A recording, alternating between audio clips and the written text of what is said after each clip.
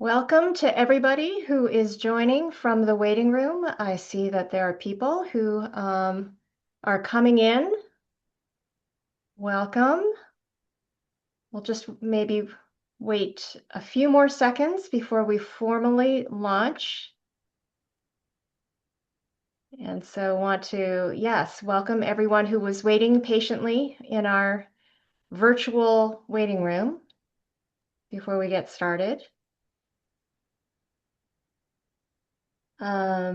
For those of you who are joining, we'll repeat this later, but there is a chat button in the Zoom app where people can chat with each other and where our organizers will be sending out any communication that might be helpful to you. And then there will also be a Q&A box for lots of different buttons to confuse everybody, but the Q&A box can also be used to submit questions. And I'll go over this later for our exciting speakers today. So, well, why don't we get started? It's about 2 past the hour here where I am. So why don't we just launch? Good afternoon, everybody. Welcome to What's Your Data Path?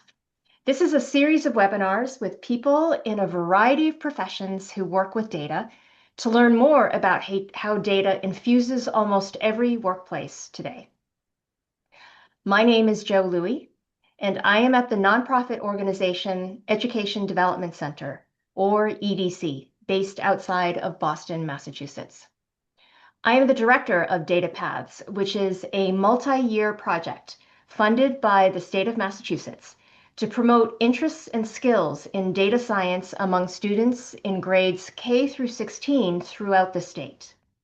And you can learn more about the Data Paths project through our website, which is accessible through the QR code on the slide that you see right now. So next slide, please. And next slide. Great. The Data Paths project is providing an array of professional development learning opportunities and curriculum materials to help teachers integrate more data science practices into their current teaching.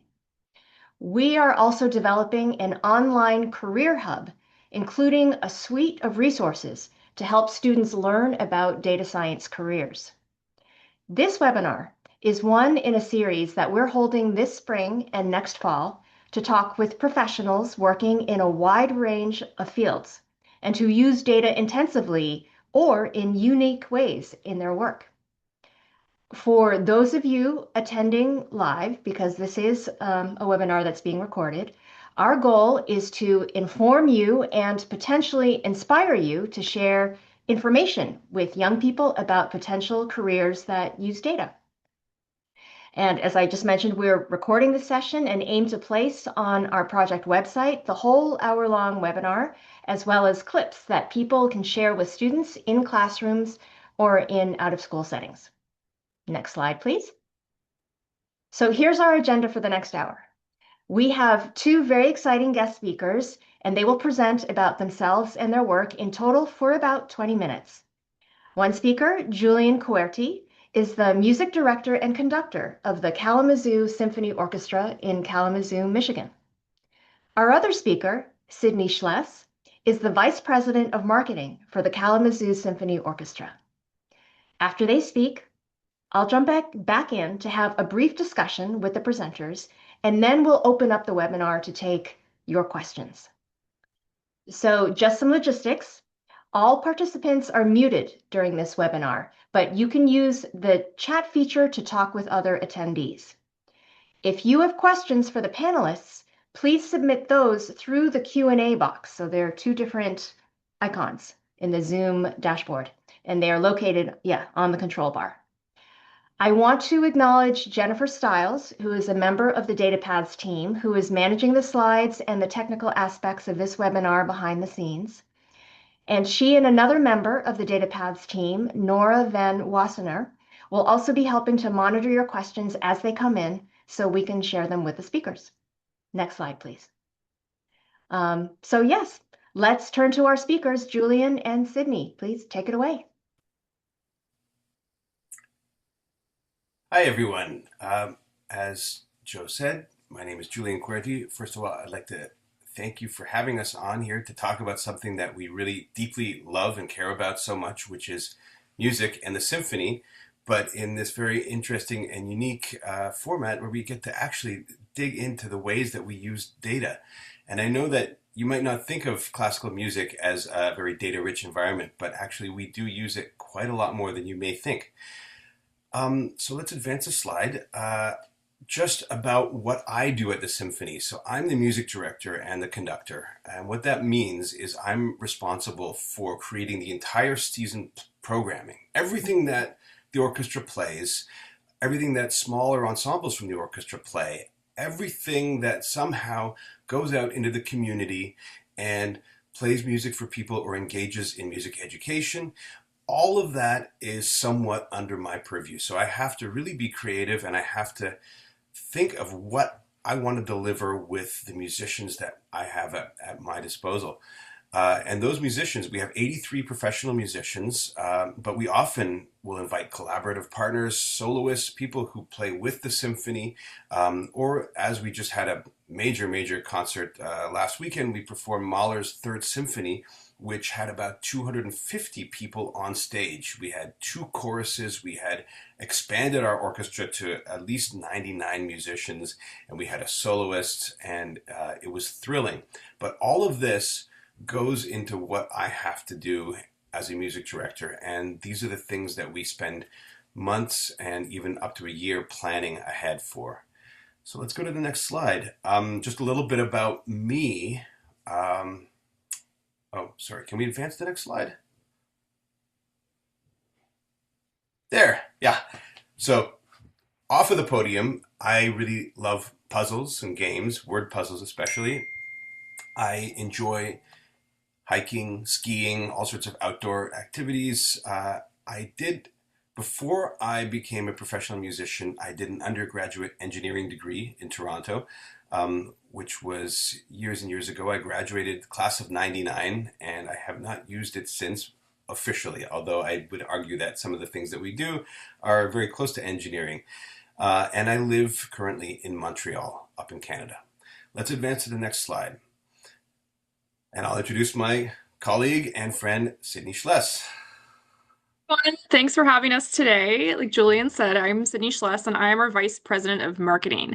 So I use data to predict outcomes and create shared experiences through music, or I get to invite everybody into the concert hall for the programs that Julian is creating, and we use data to do that. So if we go to the next slide, I'll share a few fun facts about me. I have a bachelor in music and an outside field in business. So early on, I was kind of merging these two mindsets into one path.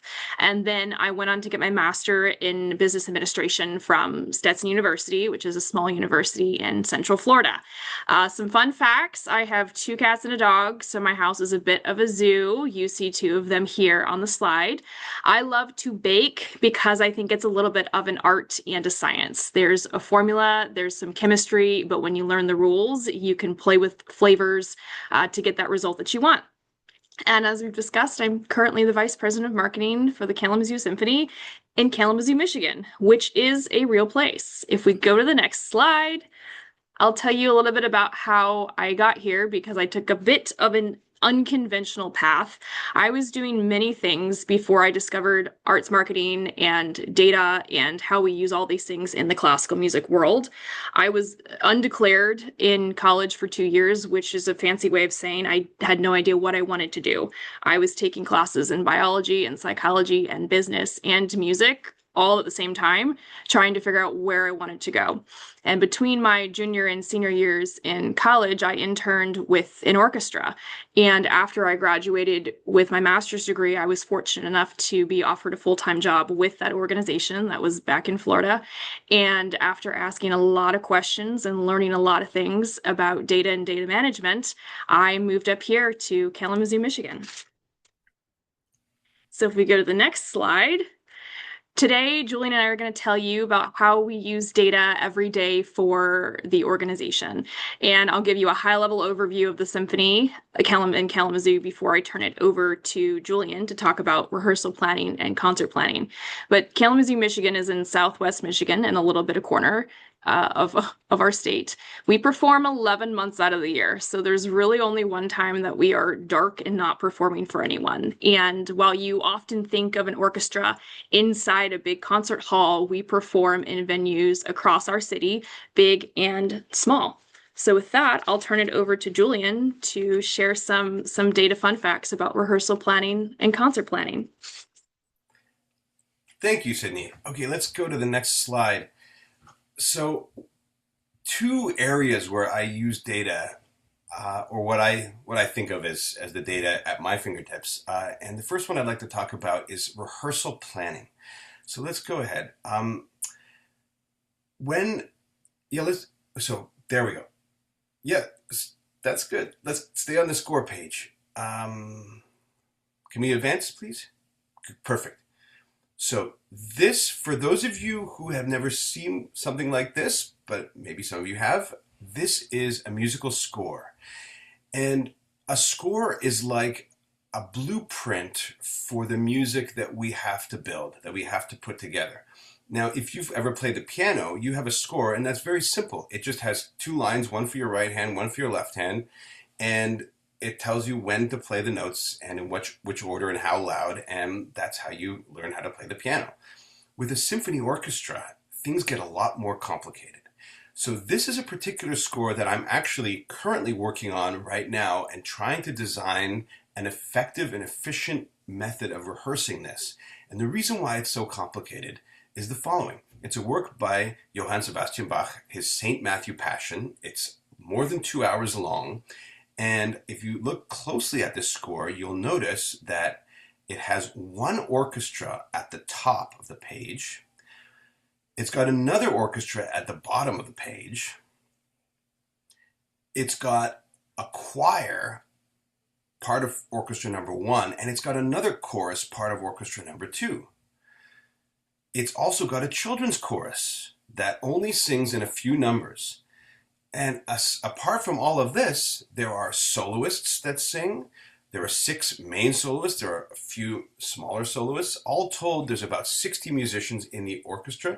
There's even a viola da gamba, which is an ancient instrument that's similar to a cello. And the thing about this is that Bach wrote this piece to tell a story. He didn't write it to be efficiently rehearsed. What that means is that there are movements that have only orchestra 1 and chorus 1. There are movements that have orchestra 2 and orchestra 1 and no chorus. There are movements that have soloists with orchestra 1, soloists with orchestra 2, movements with children's chorus, movements without. There are so many different possibilities of how you can put this piece together in order to rehearse it. Our problem is, at the symphony, we don't have unlimited time to do this. We have to, in fact, be very efficient. Let's go to the next slide. We can see here that I've laid out all the inner workings of this piece. And the light red elements are choral numbers. The dark red are the soloists. The light yellow that are interspersed are string players or other musicians of the orchestra. There's a special color, darker orange color that I've used for the 2 main vocal roles, which are the part of Jesus and the part of the evangelist, who is St. Matthew. And the pink areas are other soloists. So you can see by looking at this, first of all, how long this piece is and how many different configurations there are. Well, in order to be able to rehearse this effectively, I have to try to consolidate things. So I use this as a breakdown of the data that is contained within the score. So I take all of the information that Bach wrote, but for the moment, I ignore the notes. I ignore how difficult, let's say, one number is with respect to another. All I'm caring about at this point is who plays with who, and to a certain amount, how long that piece is. So you can see along the bottom, I don't know if it's easy enough to see, but there are timings. So let's go to the next slide. What I do is I massage this data into a way that in effect can use the forces as effectively and as efficiently as possible. So I'll start with pieces that have almost everybody playing, and I will go through each and every single number and figure out when to place it, whether it needs to come before or after another. And you'll see here I had a staggered break for Orchestra 1. I gave them their break while I continued to work with Orchestra 2. Then I let Orchestra 2 have their break. I continued to work with Orchestra 1. Now, this is all still in the planning phase. This has nothing to do with rehearsing or making music. This is setting up my rehearsals to be able to rehearse properly a piece of this length and this complexity within the amount of time that's given. Now, if you'll advance to the next slide,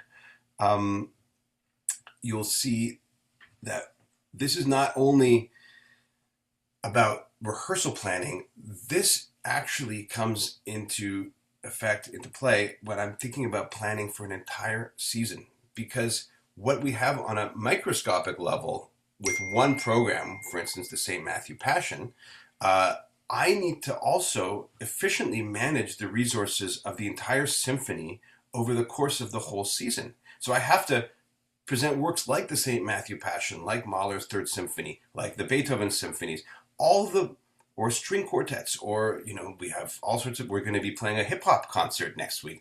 All of the different things that we do at the symphony, they all use our musician services, and we have a finite number. So we need to really be careful of how we portion these out so that we can create the dynamic, exciting, wonderful programming that we do, and using our musician resources as effectively and as efficiently as possible.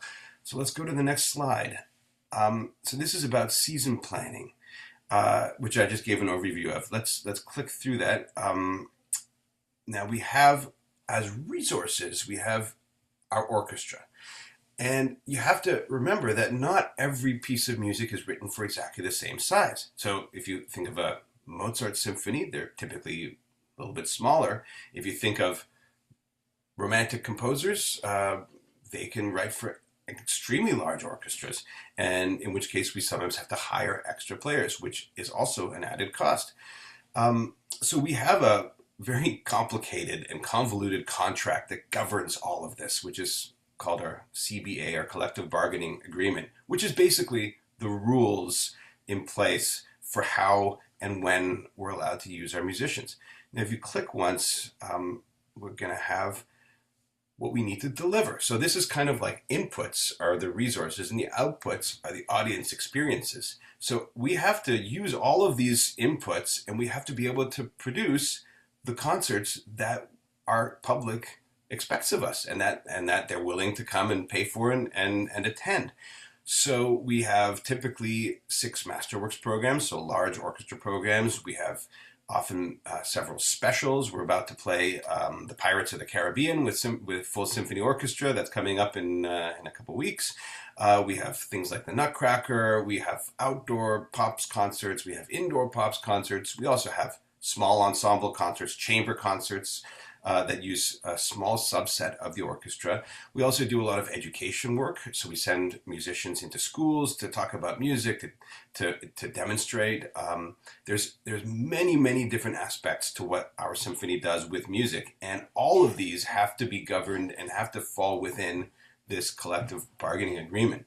So if we go ahead to the next slide, this is a little example of our service guarantee. This is basically how many services we have, and you'll see here that it's not the same for every single member of the orchestra. If you play trumpet 3, you don't play as many services as trumpet 1. Why? Well, because not every piece is written for 3 trumpets. Not every piece that has a trumpet in it is written for 3 trumpets. So there are many different configurations, and it can really be quite frustrating at times to wrestle with this, because what we really want to do is play all the best music and have that for our public, but be able to afford to do that at the same time.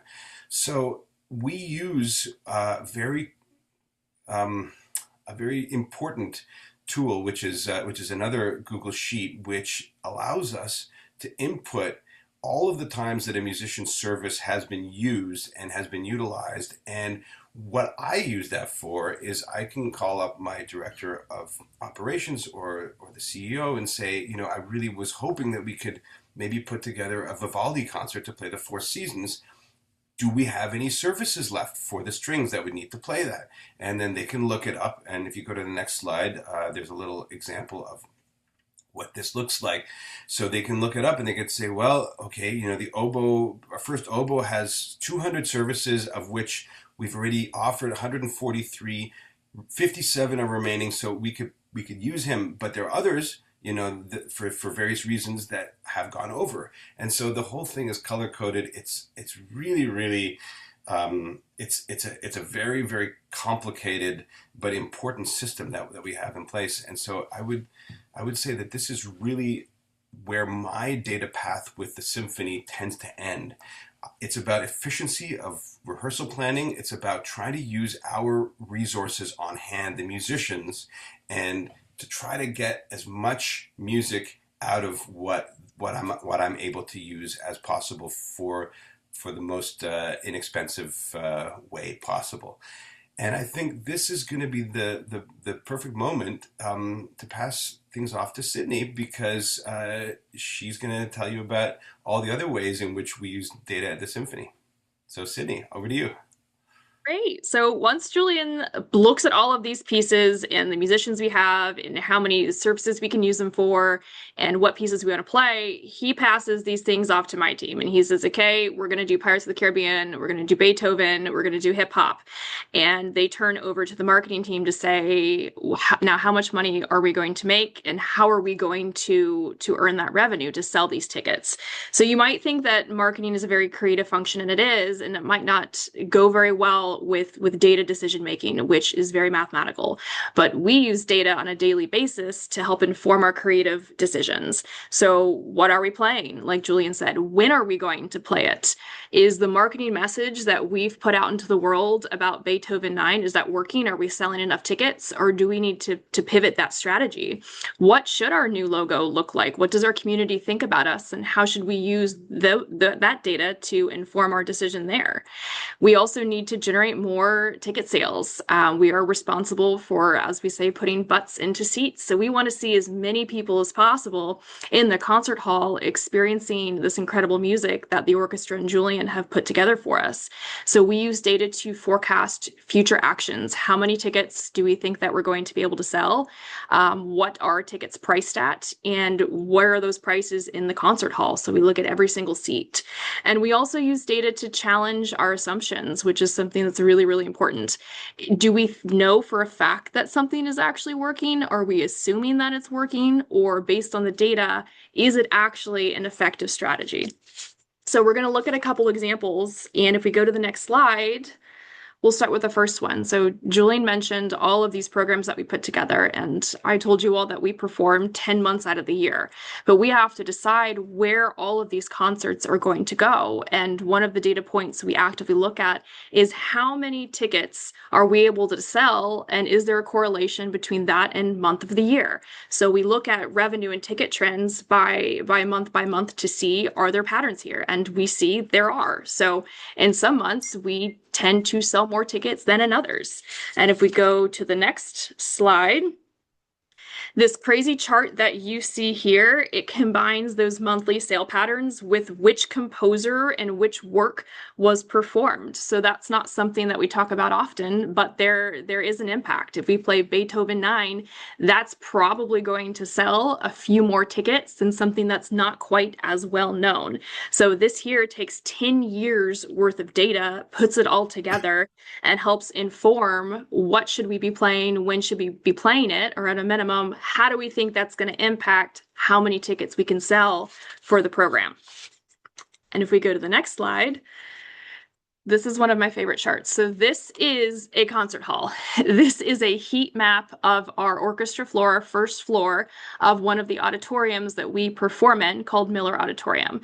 So every seat has been mapped here, and every year we look to see how many times has each individual seat been sold, or how many times has this seat remained empty. And so using this supply and demand method, so the orange and red, that tells us those seats have been sold often, and the green says they really have not been sold at all. So based on the data that we see here, we can make pricing decisions based on supply and demand. And we can say, okay, the seats that are selling the most often, perhaps we can raise those prices a little bit. And those seats that we're not selling very often, perhaps we need to lower those prices to try and encourage people to buy in those spots. If we go to the next one. And once we've done all that, we've put a season together, we have the concerts on their spots, on their weekends, and we have our ticketing goals assigned to each of them. We need to be keeping track of our status. Are we on trend to meet the goal? Because if we're not, we need to make some decisions. So what you're looking at here is that horizontal red bar at the top. That's the goal line. That's the amount of ticket revenue we need to make for this particular concert. And everything leading up to that is tracking our current sales using data we currently have, using data from past concerts to track how many tickets we sell day by day by day. And based on all of these data points, we're really looking to see, are we going to hit the goal? If we are, great, we'll keep pushing. Are we in danger of not hitting that goal? Okay. Do we need to change the marketing message? Do we need to put a little bit more money out into the market to sell a couple more tickets? So these are things that we do on a daily and a weekly basis using data in classical music. And the last one we've got here is just season over season growth. So high level growth.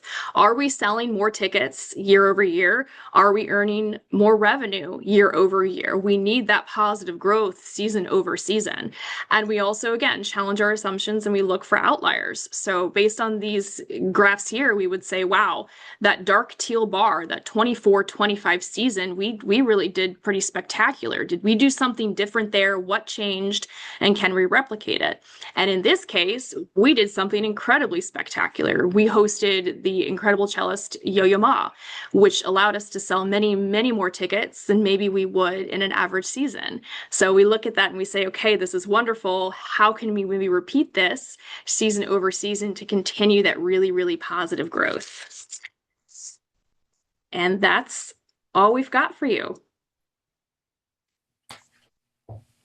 Wow, that was amazing. Thank you so much. I mean, I never expected that musicians, people in the performing arts, would use data in the ways that you've described. And so thank you so much for sharing a little bit into how you use data as a music conductor and director and as the vice president of marketing for the Kalamazoo Symphony Orchestra. This portion now of the webinar, I will ask the both of you some questions. And then later on, we will move to a more open Q&A with those who are in the webinar. So first of all, it's hard to know even where to begin. There's so much data that you guys showed, and so much of it is really surprising in many ways. So maybe just starting in a more concrete way, you showed a variety of data visualizations, and maybe I'll start with you, Julian. You showed some spreadsheets that looked like, were those homemade? Are these tools that you created? Like or is this something that all music conductors use? Can you describe a little bit of the tools and how you came to create them? And can you talk about that? Absolutely.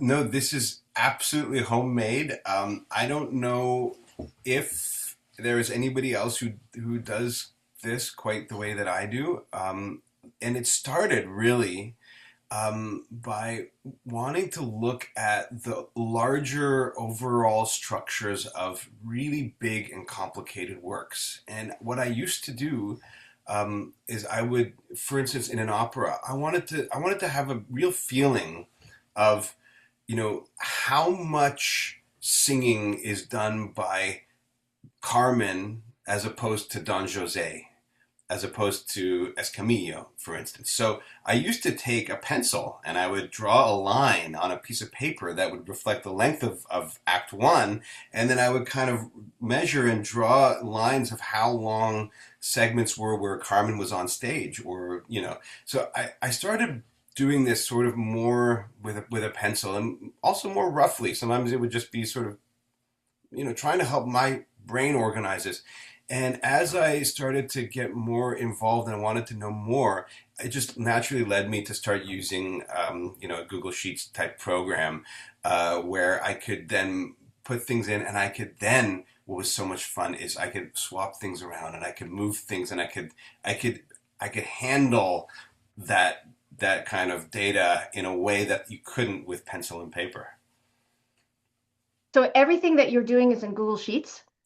Yeah, that's typically what I've been using, Google Sheets, although I'm not really tied to it. It's just what I have right now. Okay, and all the colors that you're putting in there, are you just like hand coloring everything, or is there anything that you're programming, or how is that working? Well, I mean, I do have a sort of a, I mean, I have some rudimentary programming ability, but I don't really find that I have enough data to make it useful. But I find like by the time I would write a routine or something that would actually handle something automatically, I would have been able to hand color things 10 times over.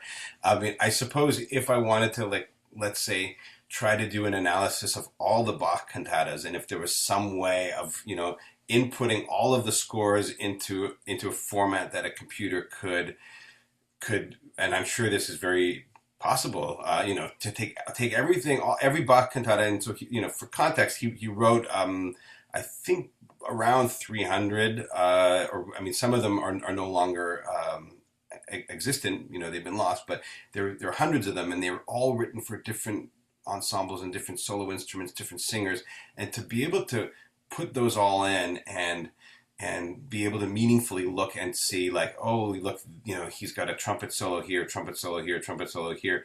That would probably be something that I would be I'd be much more likely to try to write routines and to program something to handle that. But just for one piece, I find that it's almost easy enough and quick enough for me to just lay it out manually. Got it. And the data that you are putting in there, it's all coming from you. Is that correct? You are measuring how the time for each person. What are the units? They are individual characters in an opera, or you're defining this is a clarinet section, or you are putting in all the data. Is that correct? Absolutely, absolutely. So I will choose what's the most efficient and the most important metric to look at it with. For instance, in some cases it could be timing. Timing is very important because especially for music and for rehearsing and for performing, you have to know how long something's going to take. You just have to know. I have rules in terms of my rehearsal. I can't play a second more than 90 minutes.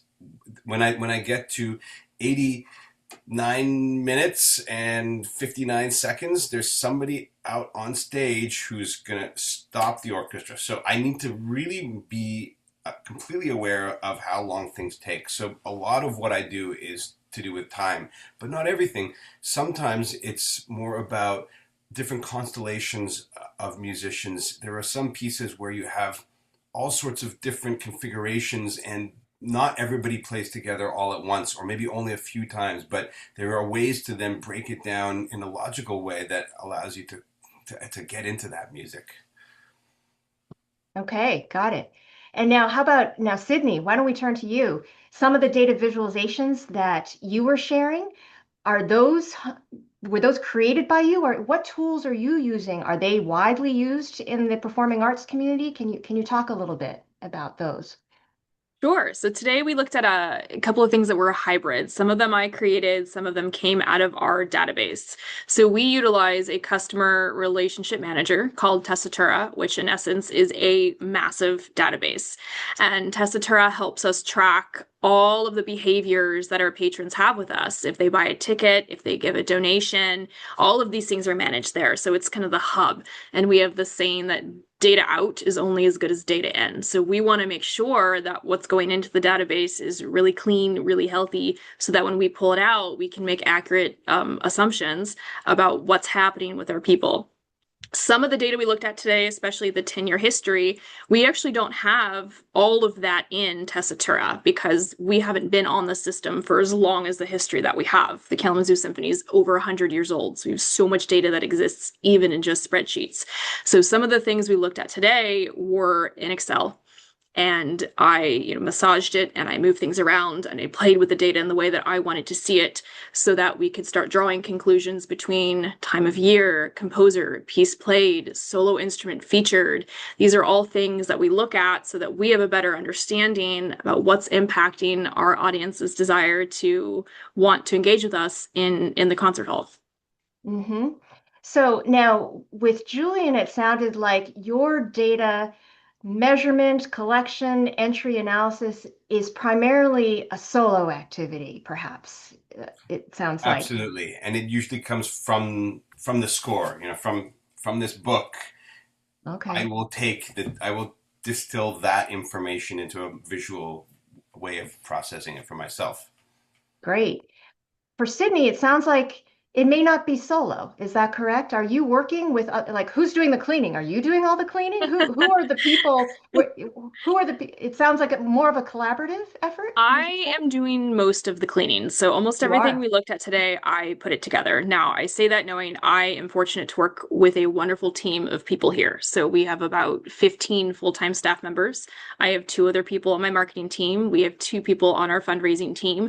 And while most of what we looked at today, I put together and I was in and moving things around, they each have their own set of data that they're actively working with on a daily basis. So we looked at a lot of ticketing data, our data today, a lot of ticketing trends.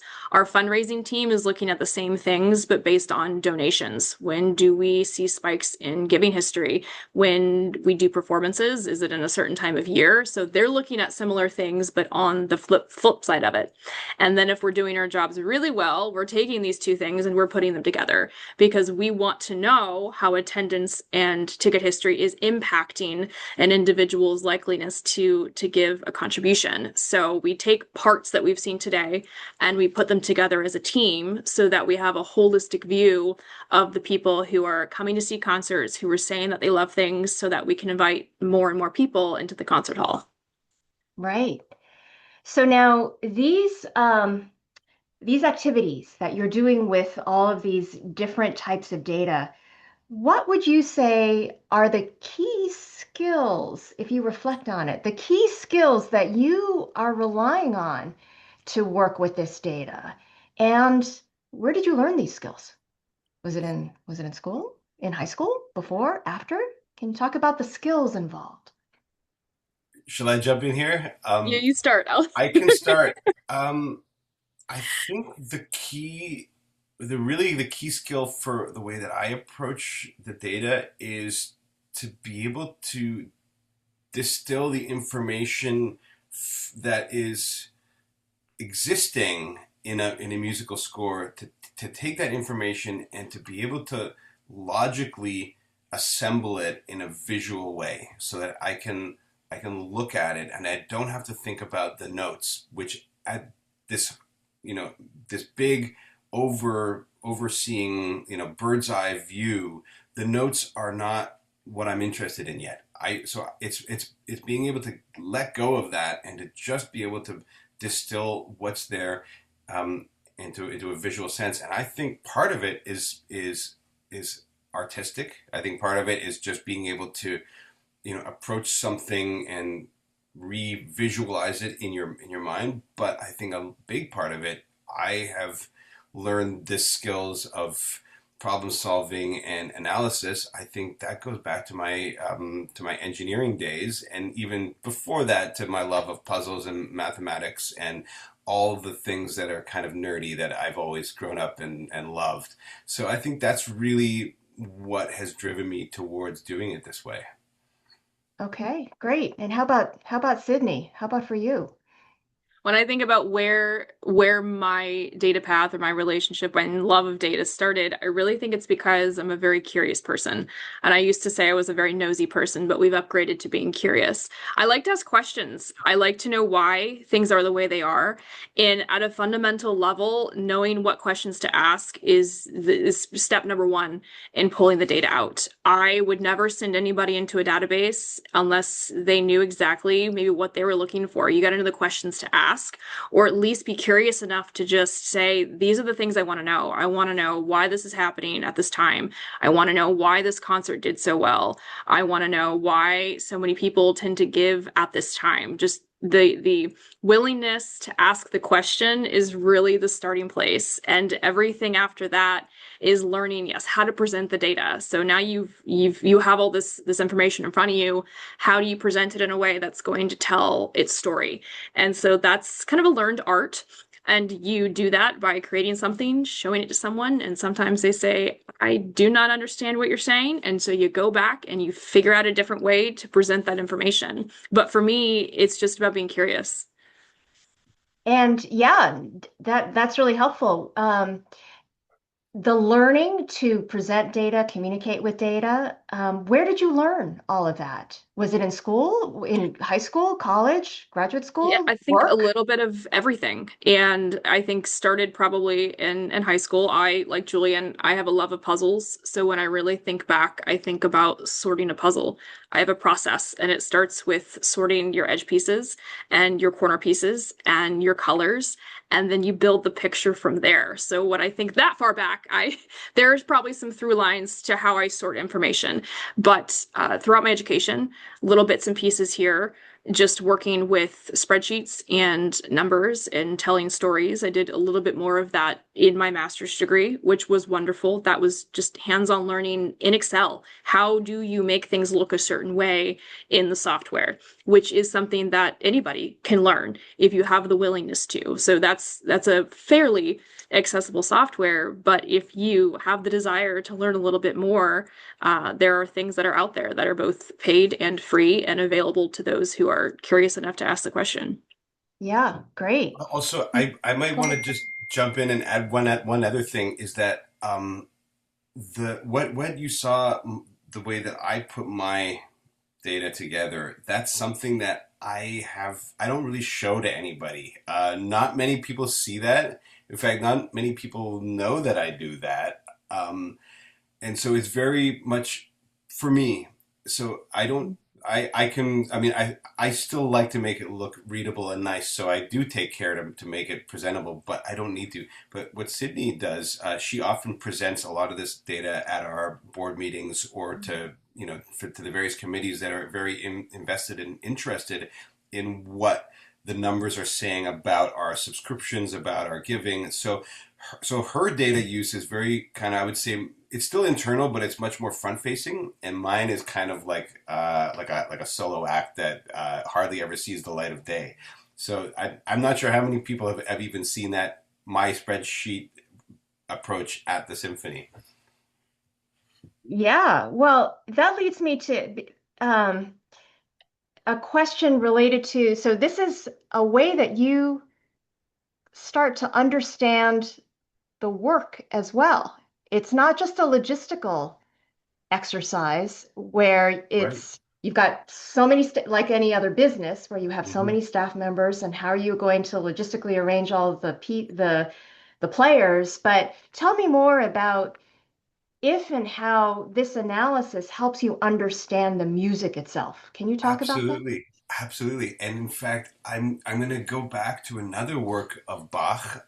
One of the first works that I applied my present system to, which was the B minor Mass. And so the B minor Mass is quite a late work by Bach, and it was a work where that he went back and revisited many different styles, and the construction of it, however, is so unbelievably beautiful because it has so many symmetries. So you have across an axis of the middle part of the B minor Mass, which is this crucifixion, you have reflected An aria here reflects an aria here. A chorus here reflects a chorus here. A trumpet solo here reflects a horn solo here. Everything is so, in Bach's mind and in his master plan, it's laid out so symmetrically. And this is something that if you sit and you listen to this piece, you may not completely appreciate because, again, it's a long work of music and you sit there and the music kind of washes over you and you listen. But to discover this underlying architectural symmetry that is inside the music actually informs the way that I would direct it and the way that I would approach it artistically. That you want to make these parallels and these reflected moments stand out and to illustrate this amazing form. Music it's really very similar to architecture. It deals with forms, with constructed forms, and forms that are in instead of in space as architecture is, music is a form in time. And so I always found that my own personal approach to performing is very, very centered on the form of the music and trying to bring that out as clearly as possible. And so looking at it in this way, when you're able to peel back all of the layers and you can see the skeletal structure of a work, it's so fascinating and it helps me to get closer to it. So it does very much affect the way that I perform. Is it really then just a solo act then? Because are you making these forms that you're discovering through the data explicit to your players? And do you Well, have a conversation with them about it I mean, sometimes, yeah. I mean, it's always nice to be able to do that.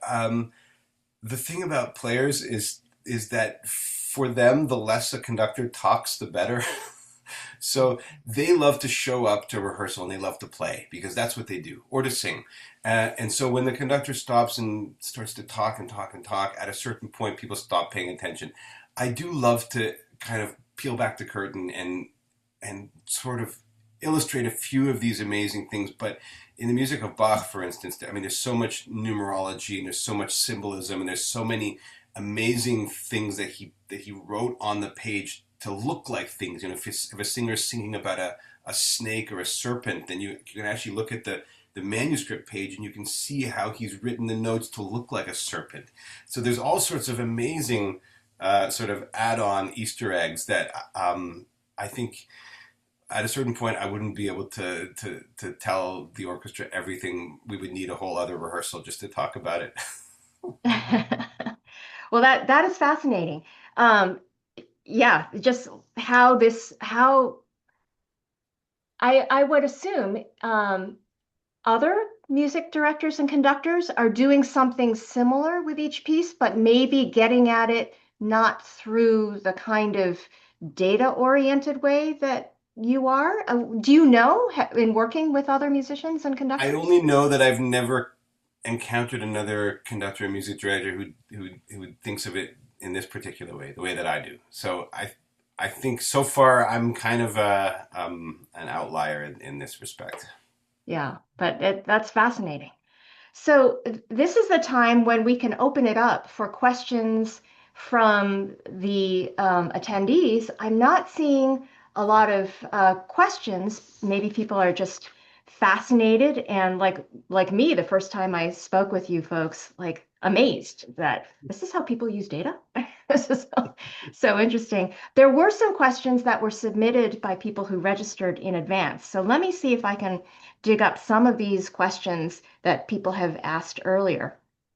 So, and this one of these questions I think probably came from teachers because we do have some teachers in our audience. Um, and you may have addressed one of these questions before, but here is one question. What classes in high school or college were most beneficial for what you are doing now, would you say, and what you're working with and how you work with data? What would you say to that? Sydney, you want to take this one? Sure. I would go back to, and I do not remember exactly what it was called, but more or less it was Well, a couple. I think I took two statistics courses between two or three between high school and college. And all of those things, any statistics course will teach you how to present your data in a way to tell your story. And in college, I do remember it was maybe my freshman or sophomore year I took this class in. Required reading for this class was a book called How to Lie with Statistics. And I do still vividly remember this to this day. And the point is, data tells a story, and you can tell whatever story you would like with your data. With great power comes great responsibility, though. So make sure that your story is the story you want to tell and an accurate one. But any of those experiences, and they were all in different parts. There was a biology statistics course that I took, a general statistics course that I took, a course that was dedicated to using Excel and data and crunching it down and putting it into pretty charts and graphs for understanding. So any number of those things would have helped me learn and get hands-on experience on how to think this way and how to organize data in certain ways. Mm-hmm. Okay, great. Are there any classes you wish you had taken in high school or college that could help advance your current work with data in particular? I wish I started earlier. I think I wish I had more opportunity to learn and experience this side of the world in high school, even knowing that most of what I have done has been in college and later, and just in a career field, having mentors and colleagues who can help push and guide and teach in the right direction. Mm-hmm. So would it have been more in different classes earlier, or maybe opportunities to learn from through internships or Yes. hear what real people are doing? What would you say? All of the above. More opportunity in math classes would be a great opportunity. Science classes also a great opportunity. To two fields you look at very readily for how they use data and how actively they use data would be good. Opportunities like data paths for teachers and for students to learn more about the different ways that you can use data. We often get very segmented, and we think data is for science, but it's not. And that's why I love this program that you will have, is data should and can and often is used in so many different fields, probably almost every field, because if we've learned anything today, it's that data can be anything. Music is data. Information is data. It just depends on how you want to look at it and how you want to use it. Mm-hmm. And probably from another teacher, asked, what is the most important non-academic skill or soft skill that you are currently using, um, with in your work with data and perhaps more broadly? I'll say curiosity again. Just the willingness to ask the question, to dig a little deeper, to challenge assumptions, and to find the answer. Just the desire to dig a little bit more. Mm-hmm.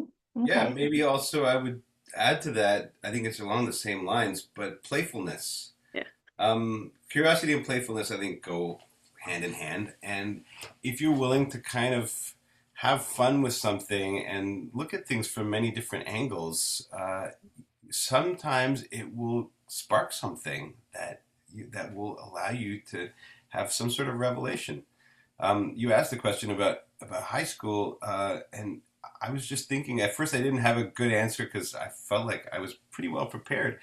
The one course, though, that I think really opened up this kind of thinking to me, believe it or not, was a geography class that I took in one of my last years in high school. And one of the projects we had to choose a township somewhere in rural Canada. And so I chose some maybe randomly. I don't know how I chose my township. Maybe it was chosen for me.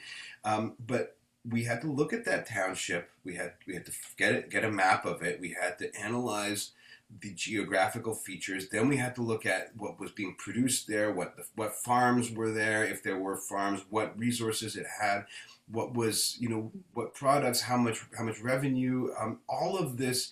And then after that, we had to travel. We had to go there, go to the township, and in fact, I had to interview one of the farmers that was actually there, who had his farm there and was working the land. And it really showed me that this abstract thing, which was sort of like this township that it meant nothing to me. It was just a name, and I thought it was funny. Uh, Slowly, by the way that I dug down into what I could read about and discover by looking at it, became this real place that I could actually then go to and then see the farmer and then understand why he chose to farm pigs instead of chickens or whatever it was. What kinds of woods he grew at the edge of his lot and why and what was. I had this much greater appreciation for what was happening there because of this project that had just given me a piece of land. And I think a piece of music is just like a piece of land. You have a piece of music that has all this amazing knowledge inside of it that you can sort of draw out, and that's been my approach with this way of data management of a score, is to try to get as close to the music as possible. I'd Yeah. add, I'd add to open-mindedness, which maybe goes with curiosity too, but a willingness to be wrong. I mean, we all go into questions we ask assuming the answer, but sometimes if you have to be open-minded because you'll learn things and you'll learn things you did not expect to learn. But this willingness to be wrong and to learn more about what you're crunching data on is integral. Mm-hmm. And this kind of ties into a question, which is an interesting question that came up. How do you do your work with data effectively without losing the nuances of the humans and the human behavior behind all that data? Um, and that can be particularly related to the work you do, Sydney, where I can imagine that, oh, these are just ticket numbers and sales, and we're Yeah. just talking about dollars. But how do you think about that so that you don't lose the nuances of the people behind it? Yeah, it's a great question. And I think I'm particularly fortunate and privileged in a way that at the end of the road, 2, 4, 5 times a month, I get to walk into a concert hall and I get to more or less I get to talk to these data points, right? I get to see people enjoying performances. I get to see the end result of what we've done and see a concert hall full of people just overjoyed at the music they've just heard come from the stage. So that is something we keep and my team keeps very core and central to the work that we do. Because yes, we have goals to hit and this is how we have to do it and this is the data we're looking at, but at the end of the day we're doing it to create better shared experiences around symphonic music. So we're very lucky to be able to walk into that concert hall and see all of these people, the people on stage and the people in the hall and our colleagues making it happen. It helps answer that question you just asked, and keep in mind that we're a people first organization. We do this for the people and we use our data to help accomplish the goal we want for the people. Would you like to add anything to that, Julian? That it's not just about abstract music. Yeah, absolutely. And because what I use this data to plan my rehearsal schedule, but the thing that I always have to remember is actually when we get out there on stage to actually rehearse, there are things that are going to take more time than I anticipated. There are people who are going to want to explore something, that maybe wasn't in the original plan, and I have to let that happen because that's also part of the living art. So all of this framework is basically a guide that I do appreciate having, but I also have to remember that there's a time and a place to just throw it away and not listen to it if I feel like what we're getting to is not going to be supported. So it's a living art, and that's part of the thrill. Well, great. We're almost at the end of the hour here. So I think that maybe I'll bring this webinar to a close now. I want to give huge thanks to both you, Julian and Sydney, for speaking with us today, for sharing your insights into your work and the very interesting ways in which you use data.